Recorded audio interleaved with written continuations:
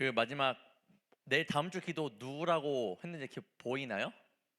민경일 네 권사님입니다.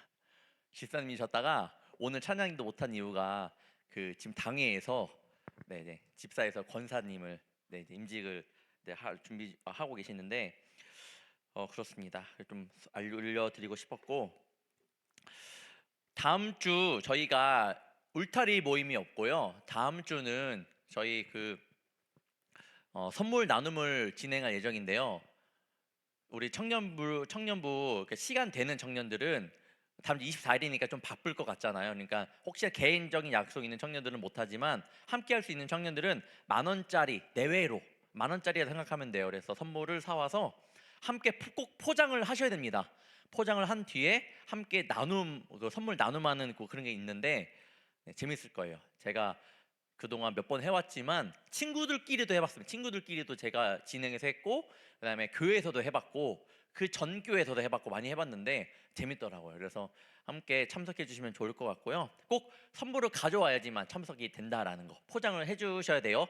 안에 안 보이게, 그러니까 내용물이 안 보이게 꼭 포장해 주시고요. 그렇게 진행해 주시면 좋을 것 같습니다. 자, 오늘은 대강절 이제 셋째 주입니다. 초를 3개 키도록 하겠습니다. 네.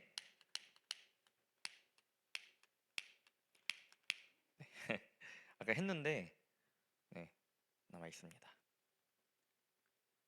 자, 그리고 오늘은 3개 초를 키겠습니다. 다음 주는 4개 초를 키게 되겠죠.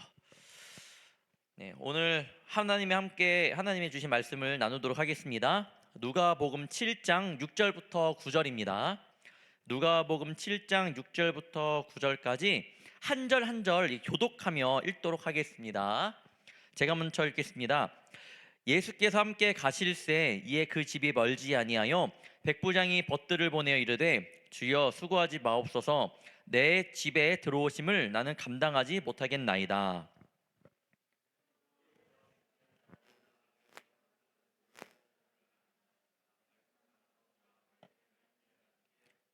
나도 남의 수하에 든 사람이요 내 아래에도 병사가 있으니 이더러 가라 하면 가고 저더러 오라 하면 오고 내 종더러 이것을 하라 하면 하나이다.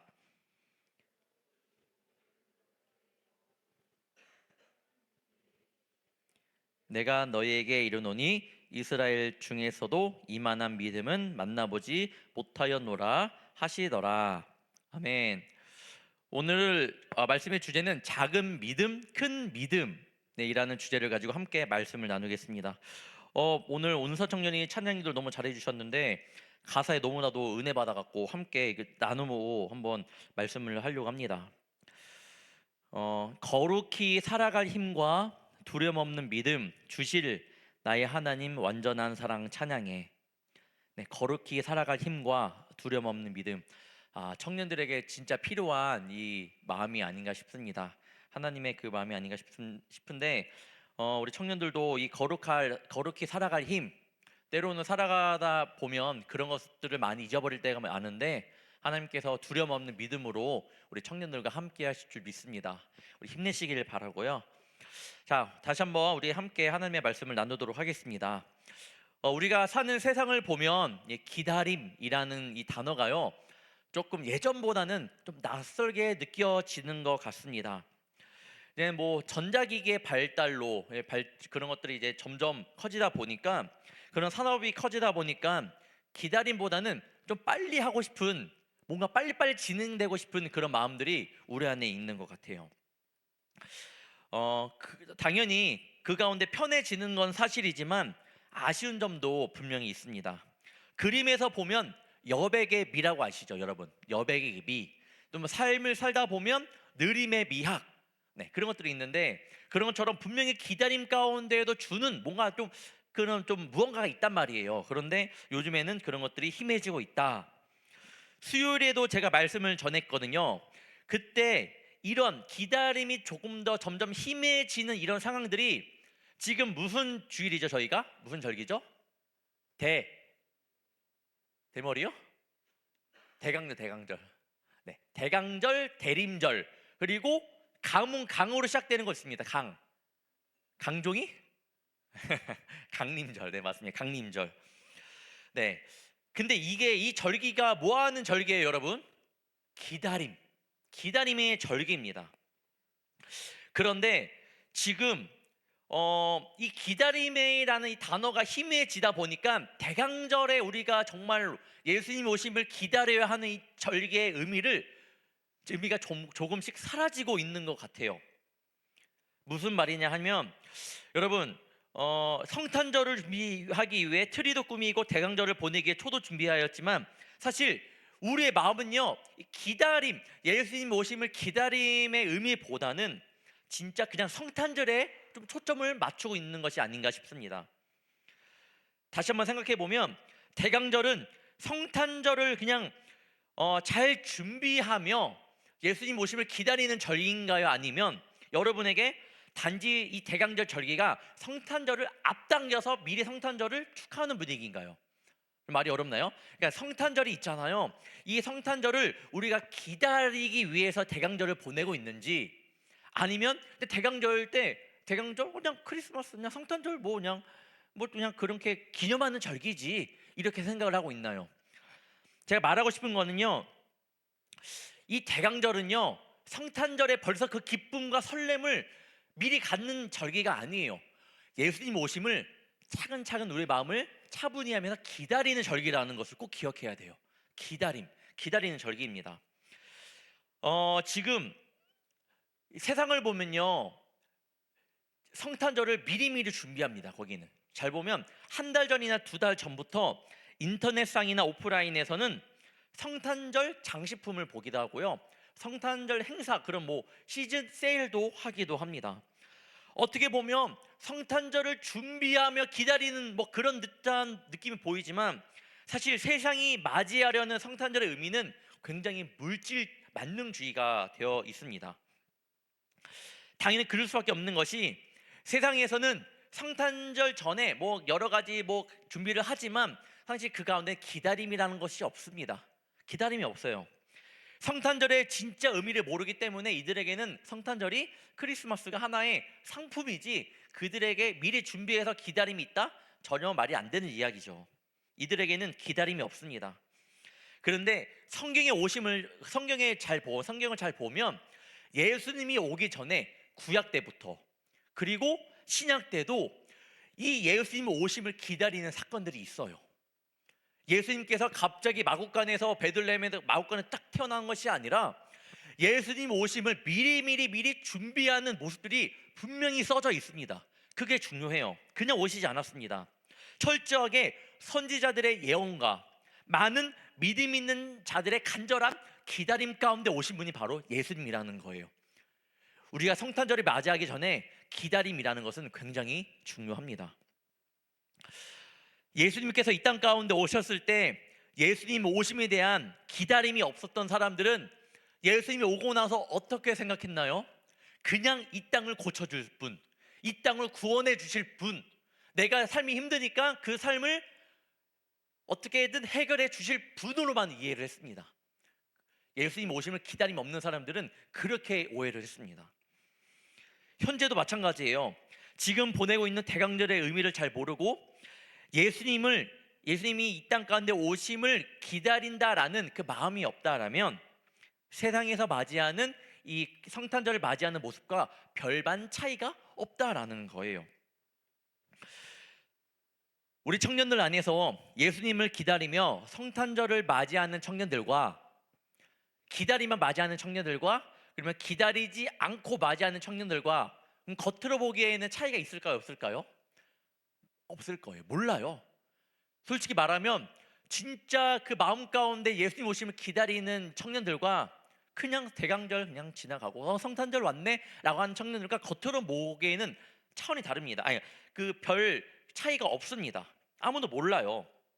하지만 분명한 건 이 대강절의 의미를 기억하면서 예수님 오심을 기다리는 이 청년들은요, 이 대강절을 그렇게 보는 청년들은 분명히 이 대강절 가운데 믿음이 성장할 겁니다. 그 믿음으로 하여금 앞으로 오는 2023년 12월 25일 날 오는 이 성탄절의 의미가 남들보다 더 특별하게 다가올 겁니다. 세상에서의 기쁨과 설렘이 가득한 성탄절이 아닌 그 청년들은 예수님께서 왜 이 땅 가운데 오셨지? 아, 우리를 구원하시기 위해 오셨구나. 우리를 너무나도 사랑하셔서 오셨구나 라고 고백하게 될 거고, 그냥 성탄절이 아닌 복음의 성탄절을 보내게 될 거라는 거예요. 현재 여러분들의 믿음은 예수님 오심을 기다리고 있는 그런 믿음을 가지고 잘 기다리고 있나요? 아니면 대강절을 잘 보내고 있나요? 아니면 그 가운데 내가 믿음 없이 그냥 이 성탄절을 기다리는 대강절을 보내고 있나요? 한번 이 시간 우리의 믿음을 살펴보는 시간이 되기를 바랍니다. 첫 번째, 작은 믿음은 무엇일까요? 작은 믿음은 무엇일까? 예수님께서 말씀하시는 작은 믿음, 그리고 큰 기준의 믿음은 믿음의 크기가 얼마나 큰지, 얼마나 위대한지, 그 믿음을 가지고 얼마나 많은 사명을 감당하고 있느냐에 있지 않습니다. 예수님이 생각하는 여러분을 향한 믿음은요, 예수님께서 생각하실 때 여러분의 믿음이 이렇게 크거나 작거나 뭐 그런 거를 보지 않으세요. 여러분이 얼마나 많은 것을 감당하고 있느냐, 그걸 보지 않으십니다. 예수님께서 생각하시는 믿음의 기준은 우리가 아무리 어렵고 고통스러울지라도 환경과 이성과 육체를 의지하지 않고 그분을 끝까지 믿고 바라보느냐 바라보지 않느냐 있습니다. 예수님의 기준은 거기에 있는 거예요. 즉 믿음은 외적이거나 양적이거나 물적이지 않습니다. 믿음의 가치는 내적이고 질적이고 영적입니다. 첫 번째 대지에서 제가 작은 믿음은 무엇일까요? 첫 번째, 작은 믿음은 무엇일까요? 라고 이렇게 하였는데, 성경을 보면 이 작은 믿음이 작은 자라고 말하는 사건이 있습니다. 콕 집어주는 사건이 있어요. 바로 예수님을 알지 못하거나 예수님 한 번 정도 들어봤던 사람 중에 그런 사건이 있었던 것이 아니라 예수님을 잘 아는 사람에게서 그런 사건이 있었습니다. 바로 베드로예요. 베드로. 마태복음 14장에 보면요, 예수님께서 산에서 기도하시다가 기도를 멈추시고 그 제자들이 있는 곳으로 갑니다. 당시 제자들은요, 배를 타고 좀 멀리 나가 있었어요. 예수님이 그때 기도를 멈추신 시간은 새벽이었거든요. 새벽에 나가니까 제자들은 배를 띄워서 멀리 조업을 하고 있거나, 그렇게 정확히 나와 있진 않지만 아무래도 배를 띄워두고 멀리 있었단 말이에요. 새벽에 배가 없으므로 예수님께서는 어떻게 하셨냐? 물 위를 걸어 그들에게 가셨습니다. 지금 그런 사건이에요. 제자들은 처음에는 유령인 줄 알고 놀랐는데 알고 보니까 예수님께서 물 위를 걸어서 자기들에게 오신 거예요. 놀랍죠? 놀라니까 이렇게 말합니다. 베드로가 이렇게 말해요.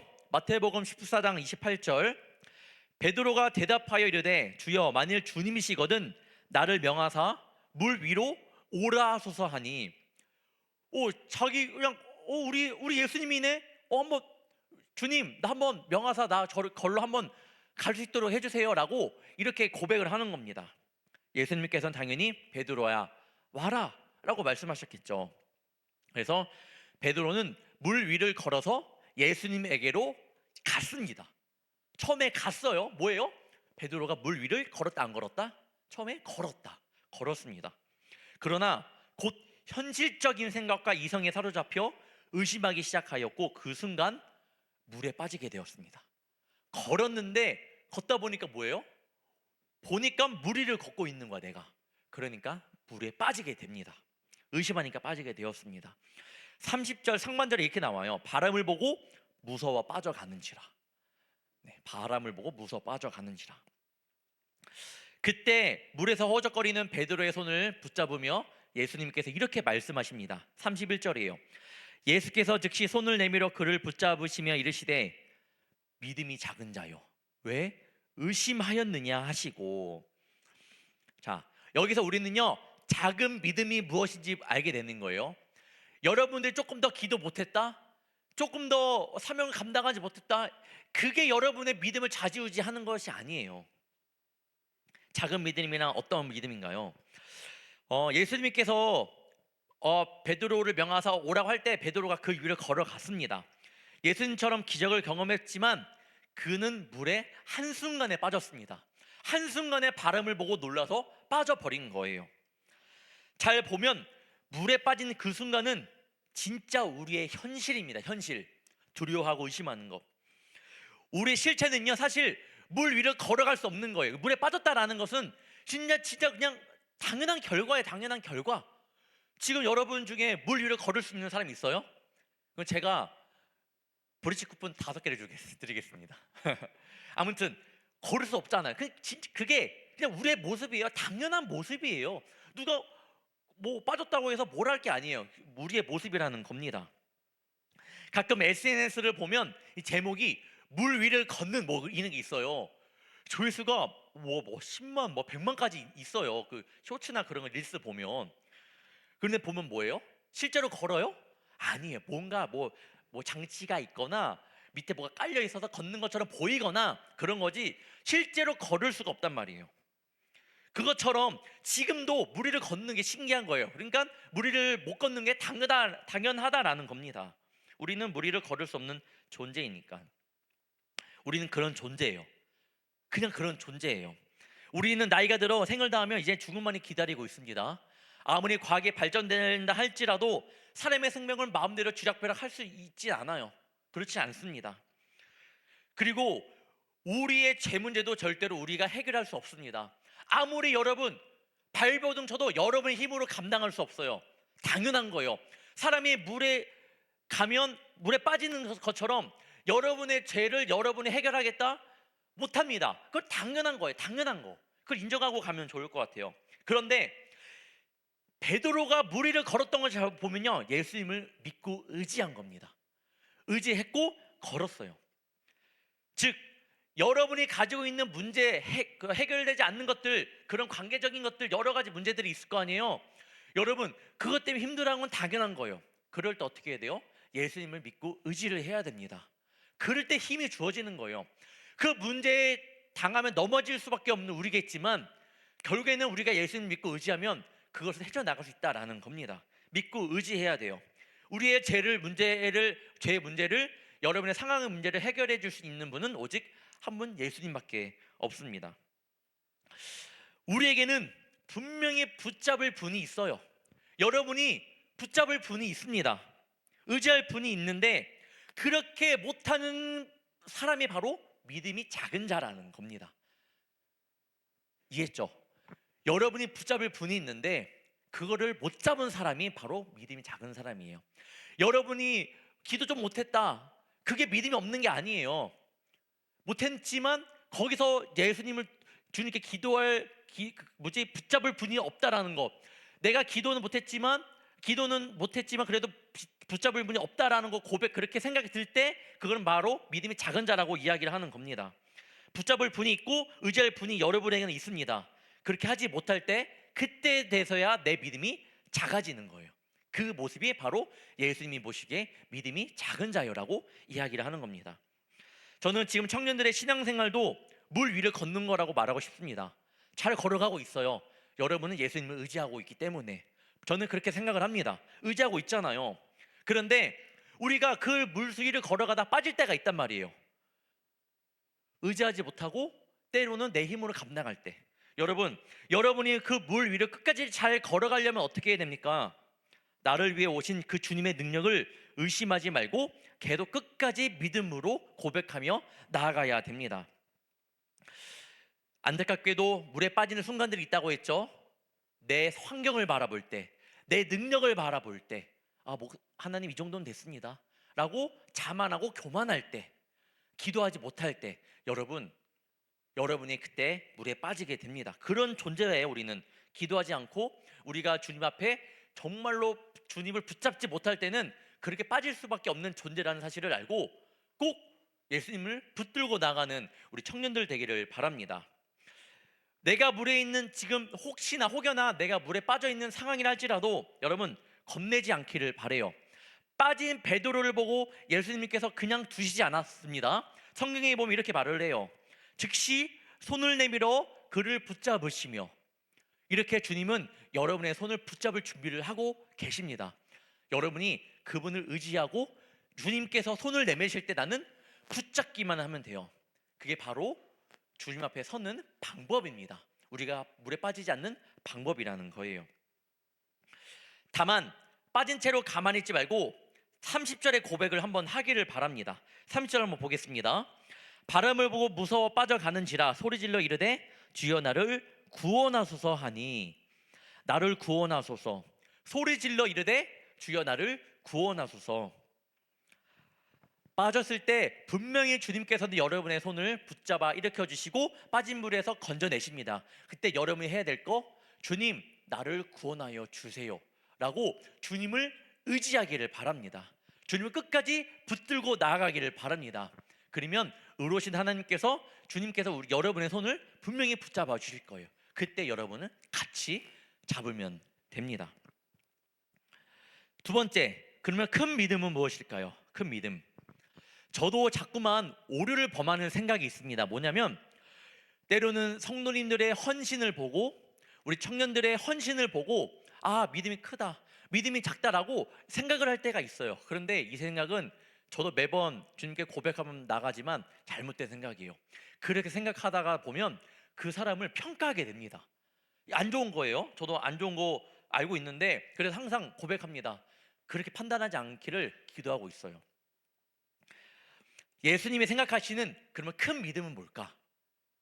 그냥 헌신로만 바라보는 그런 게 아니라 진짜 예수님이 생각하시는, 성경에서 말하는 큰 믿음은 무엇일까 알기를 바랍니다.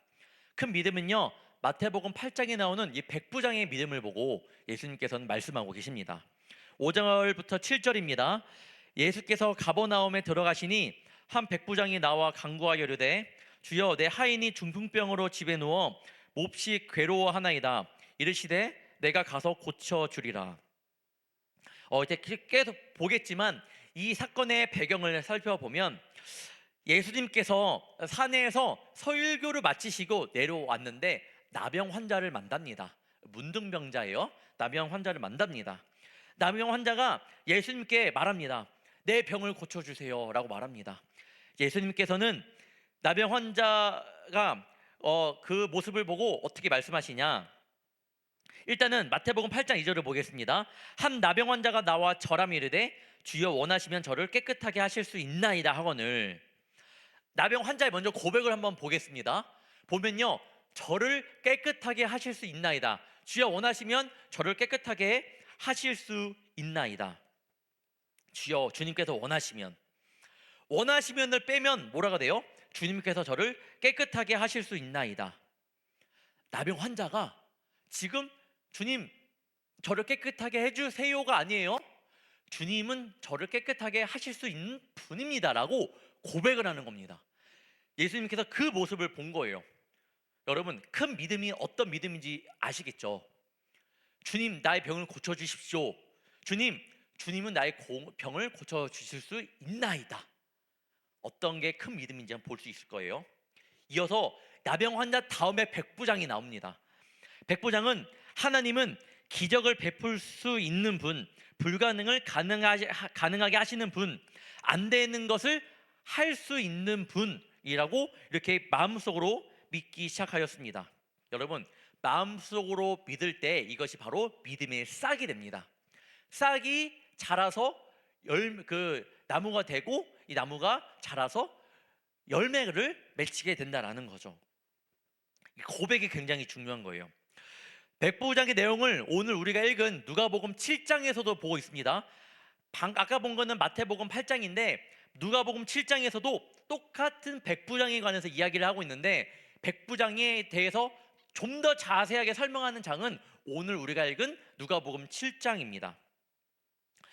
마태복음에는 일단 특히 백부장을 아는 유대인의 장로 몇 사람들이 예수님께 가서 이야기하는 장면이 나오는데, 마태복음에서를 보면요, 백부장이 직접 예수님을 찾아갔다고 이야기를 하고 있는데, 누가복음에서는 어떻게 나오냐, 백부장이 유대인 장로 몇 사람을 예수님께로 보냈다라고 이야기를 해요. 뭐 차이는 있어요. 정확히 뭐가 진짜다라고는 제가 말씀 못 드리겠지만 차이는 있지만 결국에는 백부장의 마음이 예수님께로 전달이 됐다라는 거예요. 그것만 좀 알면 좋을 것 같아요.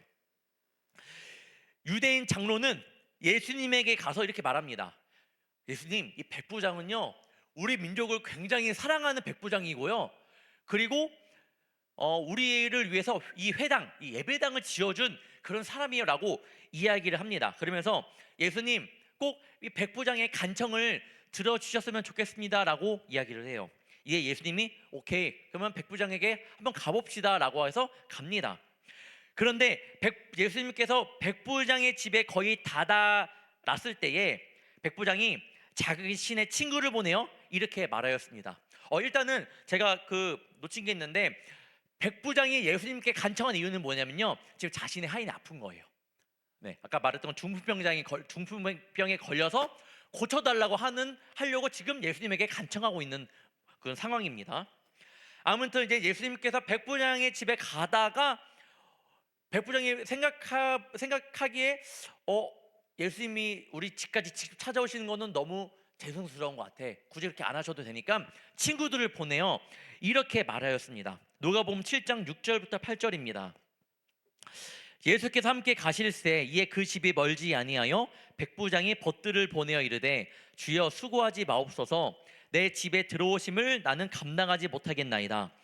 그러므로 내가 주께 나아가기도 감당하지 못할 줄을 알았나이다. 말씀만 하사 내 하인을 낫게 하옵소서. 나도 남의 수하에 든 사람이요 내 아래에도 병사가 있으니 이더러 가라 하면 가고 저더러 오라 하면 오고 내 종더러 이것을 하라 하면 하나이다. 쉽게 말하면 이렇게 고백하는 거예요.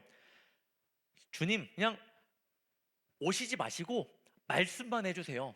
주님이 말씀만 하시면 제 하인 나을 겁니다. 이렇게 고백을 하는 겁니다.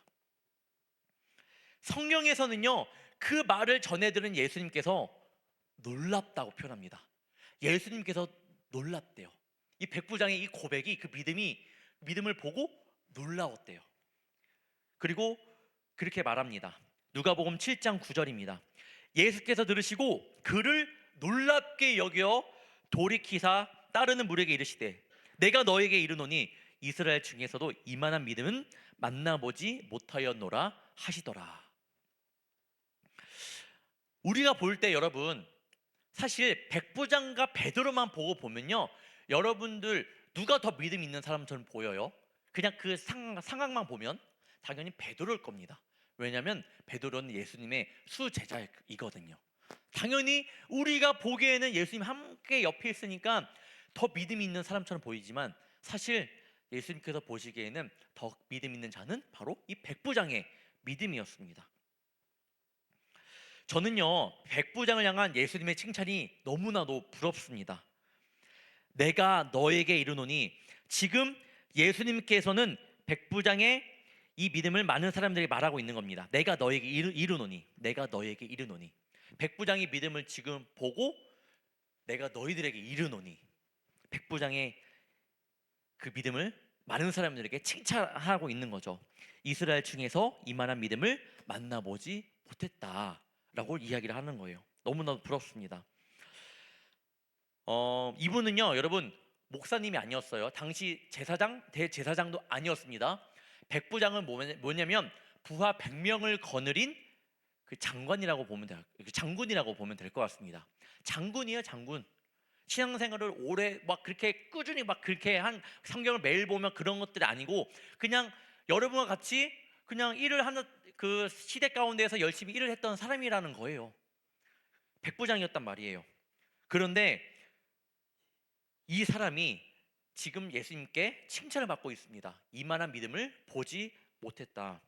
저는요 여러분들의 굳건한 믿음 때문에 예수님께서 여러분들을 칭찬하기를 간절히 원합니다. 말씀을 준비하면서도 하나님 우리 청년들이 신앙을 하지 않잖아요. 각자의 삶 가운데 바쁘잖아요. 그렇지만 주님 이 바쁜 가운데에도 우리 청년들이 하나님을 놓지 않고 진짜 예수님 말씀만 의지하면서 주님께 나아가는 청년들이 되기를 바라고, 그로 인하여 주님께 칭찬받는 우리 청년들이 되기를 원합니다라고 말씀을 준비하면서 이렇게 기도를 했습니다. 여러분이라면 저는 분명히 예수님께 칭찬을 받을 수 있다고 생각을 합니다. 믿음을 가지고 나가는 청년들 되기를 바랍니다. 세 번째, 나는 그러면 작은 믿음인가요? 큰 믿음인가요? 믿음의 실체에 대해서 조금 알겠나요? 작은 믿음과 큰 믿음. 믿음의 크기는 큰 일을 하거나 영적인 행동을 하거나 큰 비전, 큰 꿈을 가지거나 눈에 띄게 큰 뭐 목사님들이 큰 목회를 했거나 누구보다 선교를 열심히 했거나 이렇게 판명되는 것이 아닙니다. 절대로 아니에요. 믿음의 실체, 믿음의 크기는 내가 하나님을 얼마나 신뢰하고 있느냐, 이게 바로 믿음의 실체, 믿음의 크기를 좌지우지합니다. 내가 하나님을 얼마나 신뢰하는지 알 수 있는 때가 언제일까? 내가 진짜 하나님을 잘 신뢰하고 있는지 한번 테스트를 한번 해보고 싶지 않아요? 나는 얼마나 하나님을 신뢰하고 있는지 여러분의 믿음을 한번 보고 싶지 않아요? 바로 우리가 실패할 때입니다. 어떠한 결과에 굉장히 실망할 때, 내가 큰 일을 겪을 때 여러분의 믿음을 한번 테스트 해볼 수 있습니다. 희망이 다 끊어졌을 때 그래도 하나님은 분명히 약속을 지키실 거야 라고 이렇게 믿는 것, 이것이 성경에서 말하는 큰 믿음이라는 거예요. 또한 큰 믿음 위에서와 같은 이야기가 되겠지만 끝까지 예수님을 바라보는 것입니다. 찬양 중에 이런 찬양이 있습니다. 그리 아니하실지라도 감사해요. 주님 뜻을 믿기 때문이죠. 그리 아니하실지라도 감사해요. 주님 뜻을 믿기 때문이죠. 주님, 제가 이렇게 준비하고 이렇게 해왔는데, 내게 살아와서 내게 일했는데, 내게 준비했는데 잘 안 됐어요. 그리 아니하실지라도 감사해요. 주님 뜻을 믿기 때문이죠. 이렇게 고백을 할 수 있는지 한번 이 찬양을 한번 여러분 삶 가운데 고난과 그런 역경이 닥쳐왔을 때 앞에 이렇게 여러분 고백을 하고 그리 아니하실지라도 감사해요라는 고백이 나올 수 있는지 없는지 한번 살펴보기를 바랍니다. 베드로는 예수님을 보고도 물에 빠졌습니다. 베드로는 예수님을 보고도 물에 빠졌어요. 백부장은 마태복음은 아까 예수님과 직접 만났다고 했잖아요. 근데 누가복음에서는 유대인 장로를 보내고 친구들을 보내서 예수님과 만나지 않았습니다. 누가복음 7장 기준으로 보았을 때 백부장은 예수님을 보지도 않고 응답을 받았습니다. 이것이 큰 믿음과 작은 믿음 가진 자의 차이입니다. 백부장이 예수님께 그냥 말씀만 해주세요라는 이 고백의 말씀에는 예수님에 대한 신뢰, 사랑, 높은 믿음이 있었던 겁니다. 여러분, 많은 말보다 여러분들의 중심을 보십니다. 여러분들의 여러 가지 행동보다 여러분들의 진짜 예수님을 사랑하는 그 마음을 주님께서는 보시길 원합니다. 그 고백을 하는 우리의 믿음을 올려드리는 우리 청년들이 되기를 바랍니다. 이것은 사도 바울의 고백과도 아주 닮아 있습니다. 사도행전 보면요, 로마서 보면 우리가 살아도 주를 위하여 살고 죽어도 주를 위하여 죽나니 그러므로 사나 죽으나 우리가 주의 것이로다. 뭐예요? 주님, 나 그냥 주님의 것입니다. 주님께서 알아서 해주세요. 내 삶 주님께 있습니다. 주님께 맡기며 나갑니다. 사나 죽으나 나는 주님의 것입니다. 이 고백이 저는 이 백부장의 믿음과 비슷한 것 같아요. 믿음의 주인은 예수님입니다. 예수님을 바라보기만 하면 됩니다. 마지막 순간까지 다 잃고 다 포기하고 다 놓쳤고 내가 망가지더라도 여러분이 예수님만 놓치지 않으면 분명히 예수님께서는 그 손을 내밀어 물에 빠져있는 우리 청년들을 건져내실 줄 믿습니다. 이제 말씀을 마무리하려고 합니다. 최근에 영상을 하나 보았는데 어느 60대 이상 되어 보이는 외국 남자분이 있었는데 이 남자분을 놓고 잠깐 비행기 안에서 일어났던 일이에요. 남자분을 놓고 이 여성분이 잠깐 화장실 간 사이에 남자에게서 일어난 일이었습니다. 이 남자에게는 치매가 좀 있었대요. 치매가 있다 보니까 갑자기 소란을 피우는 겁니다. 아내가 없어지니까 마음이 불안했는지 치매가 오면서 많은 사람들에게 내가 지금 여기 왜 있냐고 막 소리 지르면서 막 화를 내면서 사람들이 다가가니까 막 행패를 부리는 거예요. 그때 누가 다가오느냐? 당연히 화장실 갔다 오는 아내가 그에게 다가갑니다. 그러면서 사람들이 웅성웅성 거리니까 다들 조용히 하라고 그러면서 그 남편의 팔을 잡고 얘기를 하니까 처음에는 안 들어요. 몰라. 여자 그 아내분에게도 굉장한 소리를 지릅니다. 하다가 이 아내분이 갑자기 노래를 부르기 시작합니다. 노래 부르기 시작했죠. 그러다 보니까 많은 사람들이 그 아내가 부른 노래를 다 같이 따라 불렀던 겁니다. 그런데 갑자기 그 진정되지 않았던 그 치매를 가졌던 외국인 한 분이 갑자기 그 남자분이 마음이 차분해지면서 갑자기 몸을 막 이렇게 흔들면서 노래 그 리듬을 타면서 갑자기 사람들 축복 막 이렇게 하면 축복해 주기 시작하는 거예요. 알고 보니까 이 노래는요, 아내와 결혼할 때 불러줬던 노래였다고 합니다. 우리 청년들 삶을 살다 보면 예수님을 잊어버릴 때가 있어요. 믿음의 영적인 치매가 올 때 있다라는 거죠. 예수님께서 나를 사랑해 주셨던, 나를 이끌어 주셨던 믿음을 완전히 새카맣게 잊어버릴 때가 있습니다. 그리고 내 삶에 바빠 그 환경에 치여 여러 가지 문제들 때문에 내가 그런 것들을 놓칠 때가 있다라는 거예요. 그래도 여러분, 하나님께서 여러분에게 허락한 그 믿음을 놓치지 않기를 바랍니다. 그 믿음이 우리 청년들에게 예수님의 그 사랑을 기억나게 하고 그 첫사랑을 회복시키게 하고 내가 주님을 위해 열심히 헌신했던 그 열정의 마음을 다시 한번 불러일으켜 줄 겁니다. 그때 우리 청년들, 그때 믿음, 그 믿음 때문에, 조그마한 믿음 때문에 그 죄악에서 건짐을 받게 되는 역사적인 사건이 여러분의 삶 가운데서 나타나는 거예요. 강림절 절기를 보내고 있는 이때에 내 믿음을 좀 더 생각해 보기를 바랍니다. 진짜 예수님께서 나를 위해 오셨는데 나는 그동안 내 믿음을 어떻게 보여드렸는지 한번 곰곰이 생각해 보며 그 성탄절을 맞이하는 청년들이 되면 좋을 것 같아요.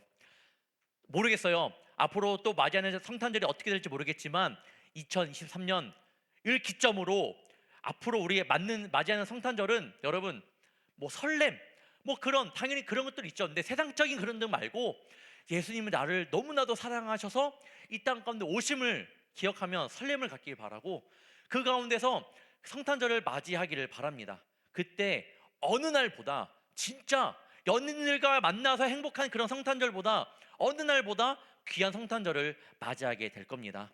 그런 기쁨의 성탄절을 맞이할 수 있는 저와 여러분이 되기를 주님의 이름으로 축원합니다. 기도하겠습니다. 사랑해 주님, 작은 믿음은 우리이지만 그래도 그 믿음을 놓지 않고 주의 자녀로 예배 가운데 나오게 하심에 감사합니다. 한 주 동안 살아가면서 주어진 환경과 힘든 여러 가지 일들, 나의 마음을 낙담하게 하는 일들이 많았지만 그래도 주님의 손을 놓지 않고 나왔사오니 작은 나의 믿음일지라도 이제부터는 오직 예수님만 의지하며 나아가는 큰 믿음이 되게 하옵소서. 어느 순간이 오더라도 나의 믿음이 무너지지 않게 하시며 주님이 약속하신 그 말씀을 신뢰하며 나아가기를 원하오니 성령께서 이 시간 우리들과 함께하여 주옵소서. 대강절을 보내고 있는 이때에 믿음을 가지고 예수님 오심을 기다리며 나아갑니다. 그냥 세상이 기다리는 성탄절의 모습이 아닌 주님의 자녀로서 예수님께서 우리의 죄를 대속하시기 위해 오심을 기뻐하며 우리에게 화평을 주러 오신 예수님을 찬양하며 대강절의 이 기다림의 절기가 어느 해보다 더 의미 있고 뜻깊은 시간들이 될 수 있도록 도와주시옵소서. 청년들 한 주도 살아갑니다. 믿음 가지고 살아가게 하시며 하나님의 자녀로서 넘어지지 않고 세상 가운데 승리하게 하옵소서. 늘 언제나 우리 청년들을 사랑하여 주시고 보호하여 주시며 이끌어 주실 줄 믿사오며 사랑이 많으신 예수님의 이름으로 간절히 기도하옵나이다. 아멘. 우리 시간 우리 봉헌 찬양하며